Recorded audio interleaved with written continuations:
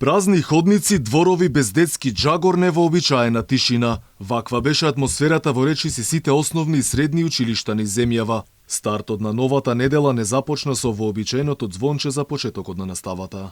Празни училници, полупразни училишта. Ваква е сликата денеска во добар дел од основните и средните училишта.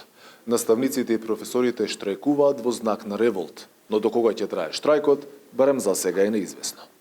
Наставниците дојдоа на работните места, но не држеа настава. Седеа во училниците во знак на револт, што власта не ги слуша нивните апели за подостоинствено вреднување на нивниот труд. Пред камерите не сакаа да зборуваат, иако заднив гласно негодуваа што имале сериозни притисоци за да се откажат од штрајкот, а такви не биле малкумина. Од повеќе училишта алармираа за така наречено штрајк брехерство, притисоци, лобирање за поделби, во најголем дел во општините под капата на власта. Синдикатот реагира дека ќе поднесе кривични пријави за сите обиди за притисоци. Уште 100 пати, ако треба, ќе кажеме дека процесот на штрајк никој не смее да го прекине, никој не смее да врши притисоци и од таа причина најавивме и кривични пријави против секој оној кој што ќе се обиде да го спречи штрајкот. Пред камера не сакаа да застанат ниту директорите на училиштата за да кажат како се одвива првиот ден од штрајкот. Родителите збунети велат дека не знаат што ќе се случува деновиве. Поголемиот дел од нив не ги донеле децата во училишта зашто знаеле дека ќе има штрајк. Децава ги чуваме дома.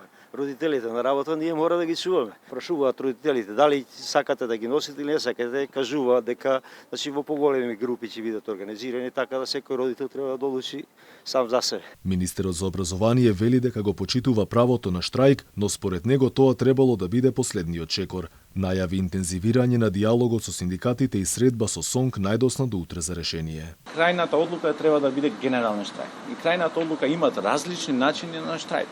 Пак кажуваме дека ќе работиме на решавање на проблемот за наставниците да имаат повисоки доходи. За синдикатот пак решение е можно само ако се исполнат нивните барања. Приоритетни се е заштитата на нашите членови и вакви дејанија еднаш за секогаш како пример треба да прекинат.